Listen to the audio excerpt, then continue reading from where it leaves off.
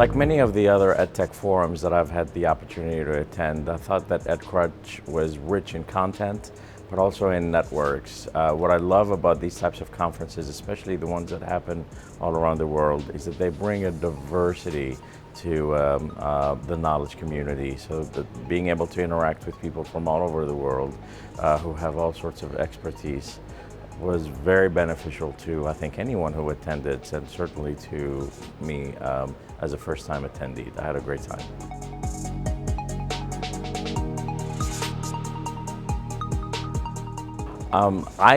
During the EdCrunch conference this year, I had the confirmation and the affirmation that it is time for education to go through its own disruption and to fully accept technology and accept other approaches to help scale it and scale its impact on society and on all those who interact with it. There are lots of conversations at this conference about the future of education, the future of work, the future of the world, and how technology is moving really fast to have an impact on it.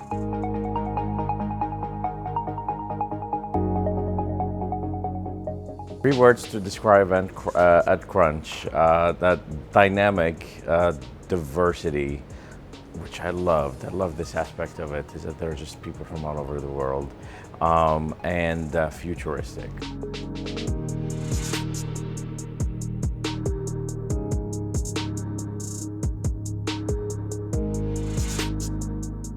My realization from my work with college students and also in transforming the universities and how they work with students has led me to finally have a crystallized idea of the fundamental approaches that must be applied in higher education, and then also the approaches that we need to move beyond and to move away from. The first one is that how universities are so focused on helping students plan their lives and plan their careers, and realizing that we need to take a step back from that. Life plans, career plans don't work. I rarely meet people who say that they are doing what they had planned on many years ago. Instead, there's this new approach of life design that has emerged that is much more focused on self-authorship, on constructing one's story without needing to predict what one will be. So there are a couple of concepts that are very common in higher education but are not systematically integrated. The first is the idea of experiential learning, that in addition to academic learning, that experiential learning that allows students to apply what they learn in everyday context must be systematically integrated into their education, not just something that they do on the periphery. And that's, I think, a big opportunity for universities all around the world, in the United States and Europe and elsewhere, to make a fundamental change, because that's what actually allows students to design their lives. The second thing is the idea of connecting students with community, with relationships, and with mentors especially. And we have found in our studies and also in our experiences that these mentoring relationships can make a tremendous impact on students' life and career trajectories, especially if coupled with powerful immersive experiences. So if I can give every single student a set of wings, one that is immersive experiences and the other is mentoring relationships and connections, I believe that I can change their lives.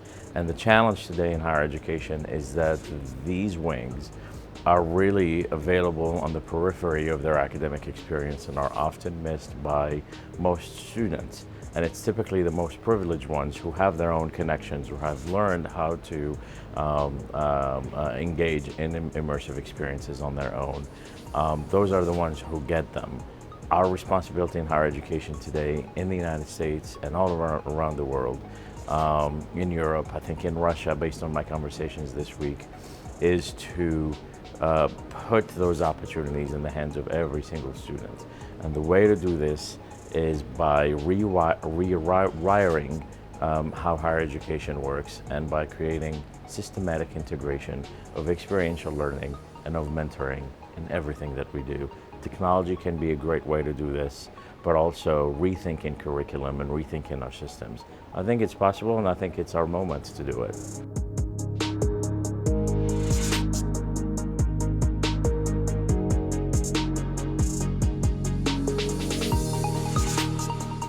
The best mentoring relationships are the most organic ones, the ones that happen most naturally, just like any other relationship.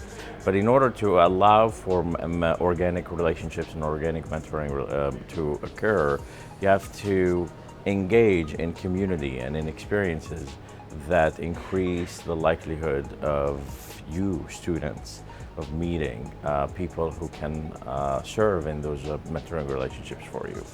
So the first step is to take a step back and actually start from a place of inspiration, of finding your inspiration first.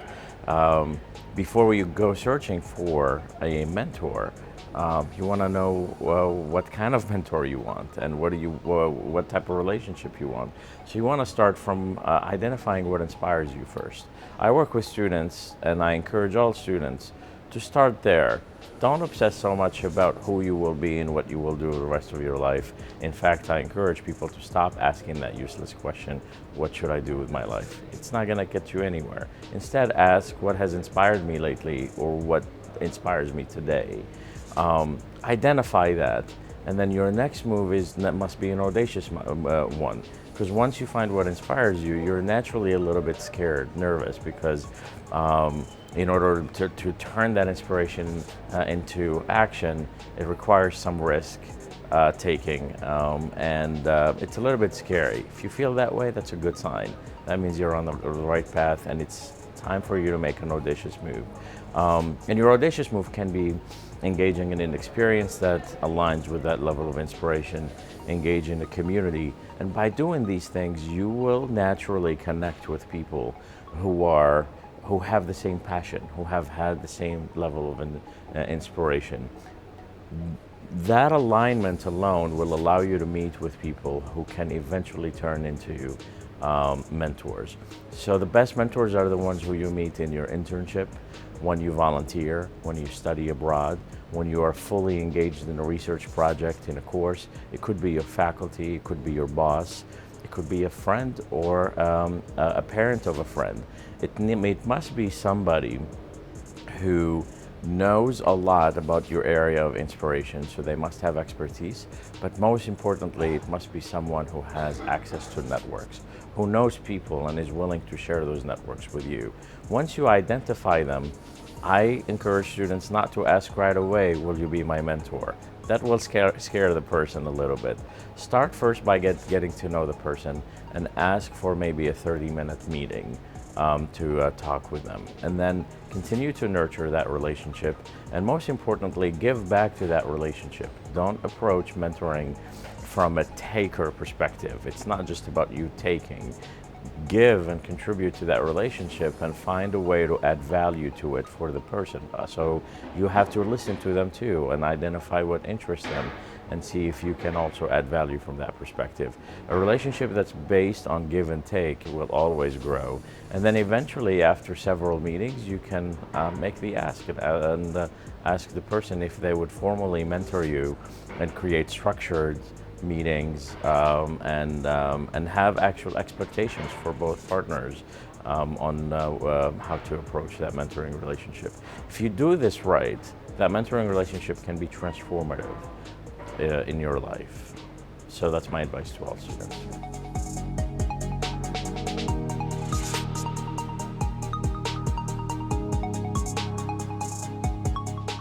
Immersive experiences are anything that require your full attention as a student. So yes, it can be having a part-time job, and it can be an internship that is much more structured. It can be volunteer, but also it can be just a startup initiative. So if you are deeply passionate and inspired about a certain topic, you don't have to go and apply for something to do to have that immersive experience. You can start a project right in your dorm room, and maybe start a website or create an app if you have those skills, or develop new social media presence around a certain topic.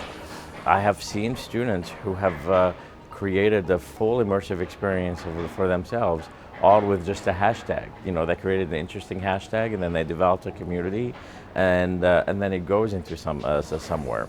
The most important part here is for students not to wait until they know what the ultimate outcome will be. It's just start. You know, I tell students your most important move when you are inspired is the next one. You know, you don't have to have your next 10 moves, 20 moves planned because that's paralyzing. You will not be able to do anything. It's the most important one is the next one, and then allow the next one to open the door for the next one, and then you'll iterate as you go, and then you look back and you say, I couldn't have predicted to land where I am based on that. Just get moving, just get started. If you're inspired, go and have an immersive experience somehow from your dorm room, or apply for a project, apply for a grant, do a research. Sometimes these things can start from just having a conversation with a faculty or with someone who can give you some advice to get started. But just get moving, make an audacious move, and you will see that it creates a whole chain reaction for you. The last thing that I will add to this from perspective of immersive experiences and from mentoring is that technology can be incredibly empowering for universities to scale the impact of immersive experiences and of mentoring. So take mentoring, for example. There are so many, there are new technologies now that are coming up that do more than just matching, but actually that do create communities and connections and allow students to connect with the community that's around the university, whether it is faculty, other students, sometimes alumni, depending on the culture, and it could be corporate partners. So there are opportunities to bring the whole community together, and it'll allow students to have faster access to mentors. Technology can be the university's friend in this venture.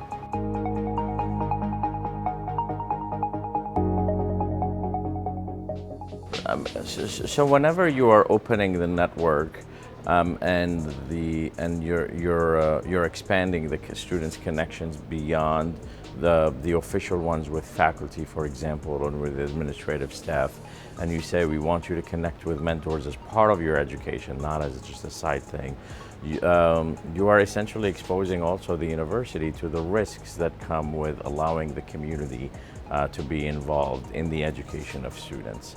And with that come some concerns about the quality of mentoring, the type of mentors who can be engaged, whether they behave in appropriate ways or not. I often think also of the mentors who may use the power of their mentoring relationship to have a negative impact on the student. So the universities must certainly not go into this approach of expanding mentoring communities and also experiential learning blindly. There are some risks that have to be mitigated, because when we are engaging companies and organizations that are external to the university to provide experiential learning to students as part of their academic journey, and we're involving community members as mentors, there must be expectations for these partners to behave based on the values of the university and to protect the student. So those are potential concerns that universities must think about.